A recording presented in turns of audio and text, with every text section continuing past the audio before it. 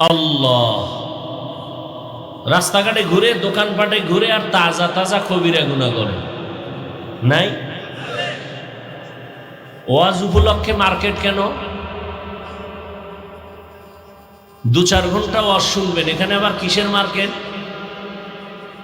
আবার সেই মার্কেটে খেলনার দোকান কেন, বেলুনের দোকান কেন? সেখানে বেপর্দা নারী ঢুকবে কেন, পুরুষ ঢুকবে কেন?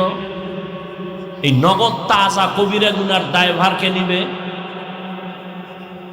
এখানে না, সারা বাংলাদেশের হালাতেই সব জায়গায় ওয়াজ এখন ফ্যাশন হয়ে গেছে।